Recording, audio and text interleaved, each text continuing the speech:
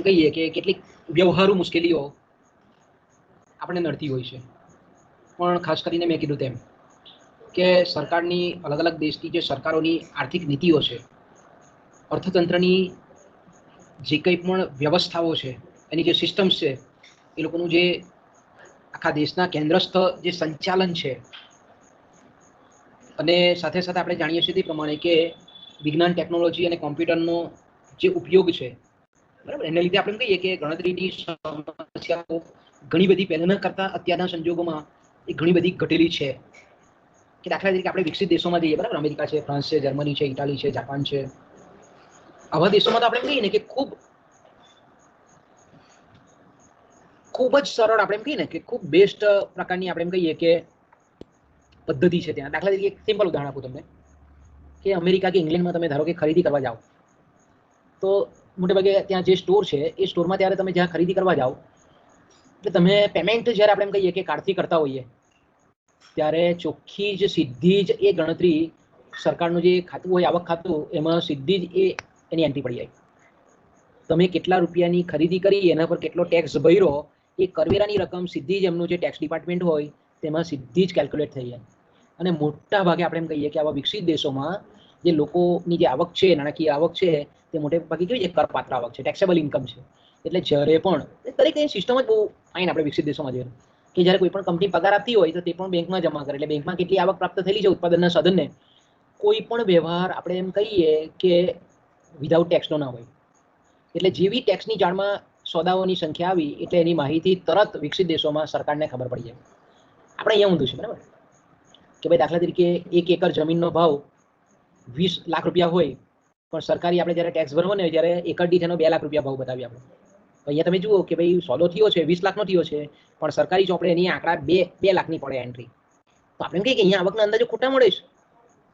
જે આપણે રાષ્ટ્રીય આવકના આંકડા કરી આપણે જે એકત્ર કરીએ છીએ એમાં ઘણા બધા દોષવાળા ક્ષતિવાળા આપણને આંકડાઓ પ્રાપ્ત થાય છે. ઘણા બધા દાખલાઓ આપણે, બરાબર છે, કે દાખલા તરીકે કોઈ પેઢી છે તો હવે કેટલું કમાય છે એના કોઈ ગ્રાહકો પણ જાગૃત નથી, બિલ નથી લેતા, એટલે સરકારને ખબર નથી પડતી કે ભાઈ કેટલા રૂપિયાનું આ પેઢીએ વેચાણ કર્યું, કેટલો નફો કમાયો, કેટલું ઉત્પાદન છે એનું, કેટલો વકરો છે એનું, ટર્નઓવર કેટલું છે, આવી કોઈ માહિતી આપણને આપણા જેવા વિકાસશીલ દેશોમાં અને અલ્પ વિકસિત દેશોમાં ખાસ જોવા મળે છે. વિદેશોમાં આપણે કે વિકસિત દેશો છે ત્યાં બધું થોડું ટ્રાન્સપરન્ટ છે, લોકોની પ્રમાણિકતા પણ છે. આપણે અહીંયા એ પણ નથી. આપણે એમ કહીએ કે આપણા જેવા દેશમાં રાષ્ટ્રીય આવકની ગણતરીનું કામ થોડું મુશ્કેલ છે, છતાં પણ આપણે એમ કહીએ કે ભાઈ રાષ્ટ્રીય આવકની ગણતરી કરવી તો પડે જ, કારણ કે એ અગત્યનું બેરોમીટર છે, અગત્યનો માપદંડ છે. બીજું આપણે એમ કહીએ કે વિકાસશીલ અથવા તો અલ્પ વિકસિત રાષ્ટ્ર હોય એટલે ખેતીનું જે આપણે જેને પ્રાથમિક ક્ષેત્ર કહીએ છીએ એ પણ ખાસ કરીને અર્થતંત્રમાં બહુ મોટો રોલ ભજવતું હોય. ત્યારે વિકસિત દેશોમાં આપણે એમ કહીએ કે કૃષિ ક્ષેત્રનો કુલ ઉત્પાદનમાં, કુલ રાષ્ટ્રીય ઉત્પાદનમાં બહુ નજીવો ફાળો હોય. અને બીજું આપણે એમ કહીએ કે આપણા ભારત જેવા દેશમાં આપણે કૃષિ ઉત્પાદન છે એનું ડાયરેક્ટ વેચાણ બજારમાં ઘણી વખત નથી બી કરતા. આપણે જોઈએ તો કે જેના આંકડા આપણને ઇઝીલી મળી રહે. ત્યારે વિદેશમાં આપણે એમ કહીએ કે ખેડૂત જે કંઈ પણ વેચાણ કરે એની તત્સમ માહિતી સરકારી ડિપાર્ટમેન્ટને, એગ્રીકલ્ચર સેક્ટરને ખબર પડી જાય. તો આપણે એમ કહીએ કે વિકસિત દેશોમાં ખાસ કરીને ઉત્પાદન અંગેના આંકડાઓ છે તે સરળતાથી મેળવી શકાય છે. જ્યારે આપણા જેવા કૃષિ પ્રધાન દેશ હોય કે વિકાસશીલ રાષ્ટ્રો હોય, અલ્પ વિકસિત રાષ્ટ્રો હોય કે ત્યાં ગણતરીની બહુ મુશ્કેલીઓ છે. પહેલી મુશ્કેલી આપણે એ રીતે ચર્ચી શકીએ કે આવા જે અલ્પ વિકસિત, વિકાસશીલ કે કૃષિ પ્રધાન રાષ્ટ્રો છે એમાં ઘણા બધા વ્યવહારો કેવા હોય, બિન નાણાકીય હોય કે નાણાંનો ઉપયોગ નહીં થતો હોય. વસ્તુ વિનિમય પ્રથા પ્રમાણે, સાટા પદ્ધતિ પ્રમાણે ચીજ વસ્તુઓ અને આપણે એમ કહીએ કે સેવાઓની આપ-લે થતી હોય. આપણે હજુ પણ ગામડાઓમાં જોઈએ છીએ, બરાબર, ઘણા ગામડાઓમાં આપણને દેખાય. ચોખા બનાવો તો ખેડૂત હોય તો ચોખા જેને જરૂરિયાત છે તેને આપી દે, એના બદલામાં જે બીજો ખેડૂત જે વસ્તુ બનાવે છે, ઉત્પાદિત કરે છે, એના બદલામાં એની લે-વેચ કરી નાખીએ અથવા તો આદાન પ્રદાન કરી નાખીએ. તો અહીંયા આપણે કહીએ કે નાણું આવતું નથી કોઈ જગ્યાએ. તો તેવા સંજોગોમાં આપણે કેટલું રાષ્ટ્રીય ઉત્પાદનનું મૂલ્ય છે તે આપણે ગણતરી કરી શકતા નથી. આ એક મર્યાદા છે મોટા મોટી, કે ઘણી જગ્યાએ આપણે જોઈએ છીએ કે આવા કૃષિ પ્રધાન દેશોમાં, વિકાસશીલ રાષ્ટ્રોમાં આવી વસ્તુ વિનિમય પ્રથાથી વસ્તુઓની આપ-લે થતી હોય કે જેનું નાણાકીય મૂલ્યાંકન વિનિમય મૂલ્ય નથી એનું, એટલે એની ગણતરી આપણે કરી શકતા નથી. અને એનો અંદાજો કોઈ કાઢી નહીં શકીએ કે ભાઈ આવું કેટલી વસ્તુઓની ઉત્પાદન થયું ને અંદર આપ-લે થઈ. બીજું આપણે એમ કહીએ કે આવો જે કૃષિ પ્રધાન રાષ્ટ્ર હોય, આપણા જેવો મોટો વિશાળ ઉપખંડ હોય તો કે જ્યાં ખેતી હજુ પણ આજની તારીખે પણ આપણે કહીએ કે મુખ્ય વ્યવસાય છે, આજે પણ આપણે જોઈએ છે કે ભારતનો જે ખેત ઉત્પાદનનો જે મોટો ભાગ છે એ બજારમાં ખાસ કરીને આપણે એમ કહીએ કે સીધો વેચાણ માટે હજુ પણ આવતો આપણને જોવા મળતો. એટલે ઘણા મોટાભાગના ખેડૂતો પોતાને આપણે એમ કહીએ સ્વ વપરાશ માટે મોટાભાગનો રાખી દે છે. એટલે જેને આપણે વાણિજ્યિક ખેતી કહીએ છીએ, જેને આપણે પ્રોફેશનલ ખેતી ઇંગ્લિશમાં કહીએ છીએ, એવી વાણિજ્યિક ખેતી જે છે તે એમ કહીએ કે હજુ પણ આપણા આવા દેશોમાં જોવા મળતી નથી. એટલે આપણે એમ કહી શકીએ मेरा बच्चा फोन के बिना खाना ही नहीं खाता, यूट्यूब बंद करते ही फुल ड्रामा और उसमें કે આ જે સમસ્યા છે એને લીધે એકચ્યુઅલી સ્વ વપરાશ માટે કેટલું ઉત્પાદન થાય છે અને વેચાણ માટે કેટલું થાય છે, આવું આપણે બાયફર્કેશન એનું વર્ગીકરણ આપણે કરી શકતા નથી. બીજું આપણે એમ કહીએ કે ધારો કે જે મોટા મોટા ઔદ્યોગિક ક્ષેત્ર છે, બરાબર છે, અને ઔદ્યોગિક ક્ષેત્રમાં પણ આપણે જાણીએ છીએ કે એના અલગ અલગ ખાસ કરીને આપણે ભાગો પાડીએ છીએ કે ભાઈ અતિ મોટા કદના એકમો, મોટા કદના એકમો, મધ્યમ કદના એકમો, નાના કદના એકમો, ગૃહ ઉદ્યોગો, હસ્તકલાના ઉદ્યોગો. આપણે કહીએ કે મોટા મોટા જે કોર્પોરેટ ક્ષેત્રો છે, મોટા મોટા જે અતિ મોટા એકમો છે, તો ત્યાં આપણે જાણીએ છીએ કે લેબર લોસથી માંડીને જે કંઈ પણ સરકારી નીતિ નિયમો છે એ નીતિ નિયમોનું પ્રોપર પાલન થાય, બરાબર. પણ જે નાના પાયાના ઉદ્યોગો છે એના વિશેની ઉત્પાદન અંગેની માહિતી પ્રાપ્ત કરવી. દાખલા તરીકે આપણે બજારમાં નીકળીએ કે વેલ્ડિંગ વાળો છે, કે ફીટર છે, ટર્નર છે, લેથ મશીન ચલાવતા હોય, લોટ ડાળવાની ઘંટી હોય, પ્રોવિઝન સ્ટોર હોય.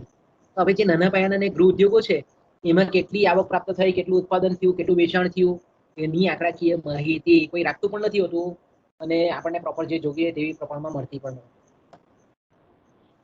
એ રીતે આપણે એમ કહીએ કે ઘણા ખાસ કરીને કચ્છ જિલ્લો છે, બનાસકાંઠા છે, જમ્મુ કાશ્મીર છે, ઉત્તરાખંડ છે, આવા બધા જગ્યાએ આપણે જોઈએ છે કે ઘણું બધું ભરતકામની વસ્તુઓ છે, ભરત ગૂંથણ છે, ઊની વસ્ત્રો છે, ઊનના કપડાઓ છે, એવું બધું બનાવીને વેચે છે. એ જ રીતે આપણે અહીંયા ખાસ કરીને ઘણા ગૃહ ઉદ્યોગો જોઈએ છે, પાપડ બનાવવાનો ઉદ્યોગ છે, કે અમુક ખાવાની વસ્તુ બનાવવાનો ઉદ્યોગ છે. તો આપણે જોઈ શકીએ છીએ કે ઉત્પાદન ઘણા મોટા પાયે થાય છે, પણ એની ગણતરી આપણે એમ કહીએ કે રાષ્ટ્રીય આવક ન થતી. ઘણા ગામમાં જોઈ શકીએ કે વસ્તુ બનાવતા હોય ને આપણા દાખલા તરીકે આપણે રાજપીપળાની આજુબાજુમાં જ કેળાની વેફર બનાવતા એકમો છે, તો કેટલા રૂપિયાની કેળાની વેફર બનાવી ને કેટલું એનું વેચાણ કર્યું એનો કોઈ અંદાજો આપણે આ એક મુશ્કેલી છે. આપણે ઉત્પાદન તો થાય છે, આપણને પ્રજાની સાચી સુખાકારી કે કલ્યાણને માપવું હોય તો આપણે આ બધી વસ્તુને ગણતરીમાં લેવી પડે. પણ આપણે અહીંયા કહીએ કે આપણે રાષ્ટ્રીય આવકના અંદાજો જ્યારે આંકડાઓ તૈયાર કરતા હોઈએ તો આ ક્ષતિ છે એ આપણે એને નિવારી શકતા નથી. બીજું આપણે કહીએ કે આપણે ઘણા બધા આપણે બી પોતે બી ઘણી વખત આવો રોલ ભજવતા હોઈએ છીએ કે ભાઈ વસ્તીનું જે વ્યવસાય લક્ષી ધોરણે જે વર્ગીકરણ થવું જોઈએ, ક્લાસિફિકેશન થવું જોઈએ, એ થતું નથી. દાખલા તરીકે આપણે એમ કહીએ કે ભાઈ ઘણી વ્યક્તિઓ ઘણા બધા અલગ અલગ વિવિધ ક્ષેત્રોમાંથી આવક પ્રાપ્ત કરતી હોય. દાખલા તરીકે મને પગારની આવક મળે છે, પણ દાખલા તરીકે મારી બચત છે તો બચતને હું શેર બજારમાં રોકીને કમાતો હોઉં તો એ બતાવતો નથી હોતો. ખાલી મારી આપણે જસ્ટ એક એક્ઝામ્પલ લઈએ. પણ હવે આખા દેશમાં કેટલા છે જે શિક્ષકની નોકરી પણ કરે, પછી પશુપાલન પ્રવૃત્તિ પણ કરે, ખેતી પણ કરે અને અન્ય કેટલાક કામો પણ કરે, અને એ પણ જે કંઈ પણ આવક પ્રાપ્ત કરે એ આવક આપણે કોઈ જગ્યાએ બતાવવાતી નથી. બરાબર. દાખલા કે ખેડૂત છે તો ખેતી કરે, પણ હાથે આપણી રીતે પશુપાલન પ્રવૃત્તિથી દૂધ ઉત્પાદન કરે, ઘીનું વેચાણ કરે, હાથે આપણે એમ કહીએ કે કોઈ જગ્યાએ ફેક્ટરીમાં કામ બી કરતો હોય, ત્યાં બી પગાર મળતો હોય. ઘણા એવું હોય કે ફેક્ટરીમાં કામ કરતા હોય, પછી દુકાન આવીને બેસે, દુકાન ચલાવે, ધંધો કરે. ઘણા બધા આપણે કહીએ કે અલગ અલગ વ્યવસાયોમાં અટકાયેલા હોય. આ બધા આવક પ્રાપ્તિના જે સાધનો છે, એમાં જે વૈવિધ્યતા છે, એમાંથી જે આવક પ્રાપ્ત થાય છે એ આવકના ચોક્કસ આંકડાઓ, જેટલા વિશ્વસનીય આંકડાઓ આપણે મેળવી શકીએ એટલું આયોજન સરખું થાય. એટલે આપણે એમ કહીએ કે સરકારને જ્યારે પંચવર્ષીય યોજના બનાવી હોય તેથી અનુકૂળતા હોય, પણ આપણે એમ કહીએ કે આવકના આંકડા જ પ્રોપર નહીં મળે તો તેટલા અંશે આપણે એમ કહીએ કે એ આયોજનનું કાર્ય ક્ષતિ રહિત બને એવું આપણે ચોક્કસ કહી શકીએ. બીજું આપણા ભારત જેવા દેશમાં કે ઘણા એવા વિસ્તારો છે કે જ્યાં આપણે કહીએ કે નિરક્ષરતાનું પ્રમાણ ઓછું છે, અજ્ઞાનતાનું પ્રમાણ ઓછું છે. બીજું કે આપણને ઘણી વખત એવું બી થાય કે ભાઈ આળસ આવી જાય કે ભાઈ આટલો ધંધો કર્યો એની હું હિસાબ કિતાબમાં નોંધ રાખવી, આપણે કેટલું કમાયા એની કોઈ જગ્યાએ કોઈ નોંધ પણ લેતું નથી. એટલે ઘણી વખત બેકાળજીને લીધે, ઘણી વખત અણાવડતને લીધે, ઘણી વખત નિરક્ષરતાને લીધે કે અજ્ઞાનતાને લીધે આપણે એમ કહીએ કે આવક અને ખર્ચ અંગેના જે કંઈ પણ હિસાબ કિતાબ છે એની બરાબર નોંધ રાખતા નથી હોતા. એટલે આપણે કહીએ કે સાચો આવક ઉત્પાદનનો ખ્યાલ આપણને પ્રાપ્ત નથી. બીજું આપણે એમ કહીએ કે આપણા ભારત જેવા દેશમાં, મોટા દેશમાં અસંખ્ય ચીજ વસ્તુઓનું ઉત્પાદન થતું હોય, ઘણી બધી સેવાઓનું સર્જન થતું હોય. તો અસંખ્ય કરોડોની સંખ્યામાં વસ્તુઓની સેવાઓનું સર્જન થતું હોય, આ બધાની આંકડાકીય આધારભૂત વિશ્વાસપાત્ર માહિતીઓ મેળવવાનું ખૂબ મુશ્કેલ કામ છે. વસ્તી અતિશય વધારે વસ્તી સાથે સાથે આપણે એમ કહીએ કે ભૌગોલિક વિસ્તાર પણ એટલો બધો મોટો. તો આવા સંજોગોમાં આપણે એમ કહીએ કે બધા ક્ષેત્રની, બધા વિભાગોની, બધા પ્રદેશોની કે બધા સ્થળોની જે કંઈ પણ વસ્તુઓ કે સેવાઓ સંબંધી ઉત્પાદન, વેચાણ, આવક, ખર્ચ અંગેની આધારભૂત તે ચોક્કસ માહિતી મેળવવાનું કામ આપણે એમ કહીએ કે બહુ મુશ્કેલ ભર્યું છે અને એનો સમય જનારી પ્રક્રિયા છે. આપણે એમ કહીએ કે આપણે એક મર્યાદા છે, ગણતરીની મુશ્કેલી છે. કે બીજું આપણે એમ કહીએ કે અગત્યની આપણે એની પદ્ધતિઓમાં જ જોઈ ગયેલા હતા કે ભાઈ જે પ્રવૃત્તિઓ તેને નાણાકીય મૂલ્ય નથી પ્રદાન થતું અથવા તો વિનિમય મૂલ્યતા નથી ધરાવતી એવી જે પ્રવૃત્તિઓ છે એ બહુ મહત્વની પ્રવૃત્તિઓ છે, અતિ ઉપયોગી પ્રવૃત્તિઓ છે. તો એવી એવી પ્રવૃત્તિઓ છે તેની ગણતરી કોઈ જગ્યાએ આપણે કહીએ કે કરતા નથી રાષ્ટ્રીય આવક. મેં કીધું ને કે ભાઈ આપણે જે ઘરોમાં કામ કરતી જે સ્ત્રીઓ છે બરાબર, કેટલું મોટું એનું મૂલ્ય તમે વિચાર કરો કે રસોઈ બનાવવાથી માંડીને તમામ ઘરના જે કામો છે એ કામોને જો આપણે નાણાકીય મૂલ્ય આપીએ તો એનું અબજો રૂપિયાનું મૂલ્ય થાય. બરાબર છે. આપણે જાણીએ છીએ તે પ્રમાણે કે ધારો કે કોઈક બહારની વ્યક્તિને જ્યારે રસોઈ કરવા માટે બોલાવવામાં આવે આપણે જાણીએ છીએ કે 500,000 રૂપિયા એ લોકો દરરોજના લઈ લે. આપણે ઘરના જે ઘરની સ્ત્રીઓ છે કામ કરે છે તેનું મૂલ્ય આપણે એટલું આપતા નથી, ખરેખર આમ થવું જોઈએ.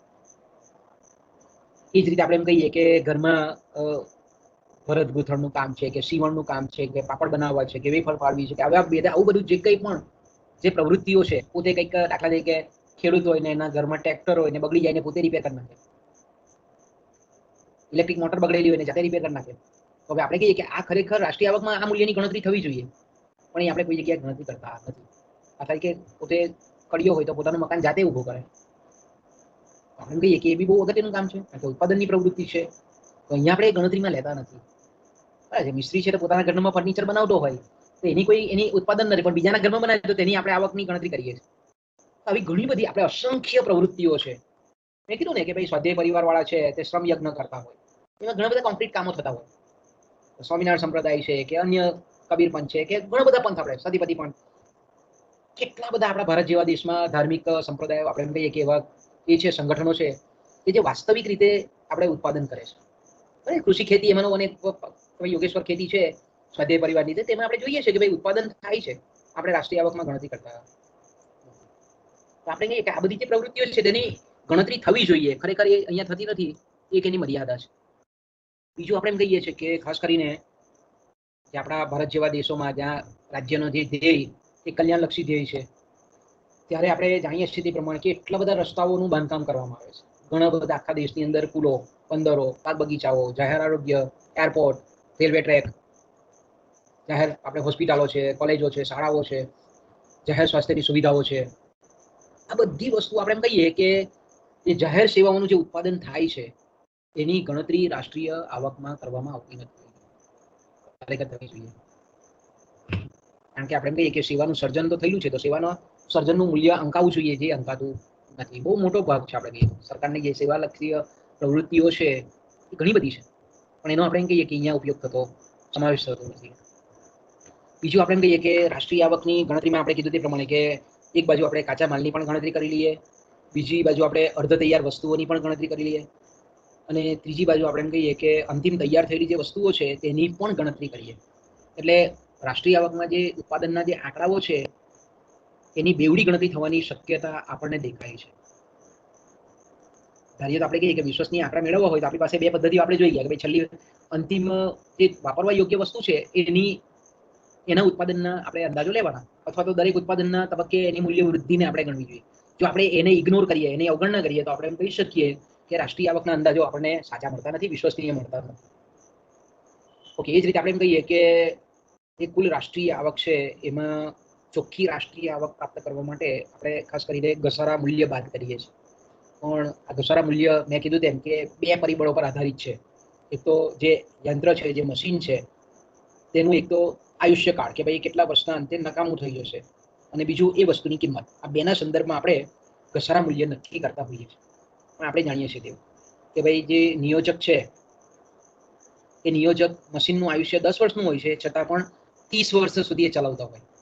આપણી પાસે વાહન હોય બરાબર, સરકારે નક્કી કરેલા નિયમો પ્રમાણે કોઈ પણ વાહન લઈએ તો અમુક વર્ષના અંતે એનો નાશ કરવો પડે. પણ આપણે અહીંયા જોઈએ છે કે 1950ના મોડલો બી ફરતા હોય ને 1980ના પણ મારુતિના મોડલો ફરતા હોય, 84ના મોડલો પણ ફરતા હોય. જૂનામાં જૂની ગાડી પણ આપણને ફરતી જોવા મળે. તો અહીંયા આપણે એમ કહીએ કે જે ઘસારા મૂલ્ય આપણે ગણીએ છીએ તેમાં ક્ષતિ રહી જાય છે. એટલે મશીનો આપણે એમ કહીએ કે ઘણી વખત આ રીતે ઘસારા મૂલ્ય ઉપરાંત પણ એનો વપરાશ થતો હોય, એટલે જે એના માટેનું જે ફંડ રાખેલું હોય તેના કરતાં પણ આપણે એમ કહીએ કે એનો વપરાશ વધારે કરતા હોઈએ. બીજું આપણે એમ કહીએ કે ઘણી વખત આપણે જોઈએ છીએ તે પ્રમાણે કે જ્યારે એનું ઘસારા મૂલ્ય ગણતા હોઈએ ત્યારે એ જે સાધન છે તેની વાસ્તવિક કિંમત નક્કી કરવી બહુ અઘરી પડી જાય. ઘણી વખત આપણે જાણીએ છીએ કે ભાઈ ફુગાવાને લીધે એની કિંમત ઊંચી હોય. બીજું આપણે એમ કહીએ કે ઘણી વખત નવા મશીનો શોધાયેલા હોય તો જે એની મૂળ કિંમત હોય તેના કરતાં આપણને ઘટેલી કિંમત દેખાય. ઘણી વખત આપણે જાણીએ છીએ તે પ્રમાણે કે માંગમાં જો ફેરફાર થતો હોય તો આપણે એમ કહીએ કે કિંમત આપણને વધતી જતી જોવા મળે. બરાબર, આપણે આમ પહેલાની વાત કરીએ કે ખાલી સિમ્પલ એક ઉદાહરણ કે ભાઈ પહેલા આપણે માસ્ક લેવા બજારમાં જતા હતા તો 5 રૂપિયાનો આપણને મળતો હતો મેડિકલ સ્ટોરમાંથી, કે જ્યારે આપણે આ કોરોનાની મહામારી નહીં હતી તે વખત આપણે બજારમાં મેડિકલ સ્ટોરમાં માસ્ક લેવા જઈએ તો આપણે 5 રૂપિયાનો મળતો હતો. આજે આપણને 20 રૂપિયા 25 રૂપિયા મળે છે. તો કેમ? તો એની માસ્કની માંગ વધી એટલે. તો અહીંયા આપણે એમ કહીએ કે ધારો કે કોઈ મશીન છે કે અત્યારે તમે જોઈ શકો છો કે અત્યારે આપણે જોઈએ છીએ કે ભાઈ ચાઇનાથી આવતી આયાત છે મોબાઈલની તે બંધ થઈ જાય, આપણે મોબાઈલના ભાવ થોડા ઊંચા જોવા મળે છે. તો અહીંયા આપણે એમ કહીએ કે આ જે માંગમાં વધઘટ છે એટલે કિંમત વસ્તુની ઊંચી છે. તો અહીંયા આપણે જ્યારે ઘસારા મૂલ્ય ગણીએ છીએ ત્યારે વસ્તુની કિંમત ગણીએ છીએ. તો અહીંયા આપણે એમ કહીએ કે કિંમતમાં ફેરફાર ઘણી વખત આવા પરિબળોને લીધે પણ થાય છે. તો આપણે ઘસારા ખર્ચનું જે અંદાજેલી રકમ છે તે ઘણી વખત આપણે વધારે પણ જોવા મળે અને ઘણી વખત આપણે કહીએ કે એનું મૂલ્ય નીચું પણ જોવા મળે. એટલે ઘસારાનું એકચ્યુઅલ મૂલ્ય જે આપણે મળવું જોઈએ તે બહુ આપણે કાળજી રાખીએ તો કંઈક આપણે મેળવી શકીએ, અન્યથા આપણે બહુ મેળવી શકતા નથી.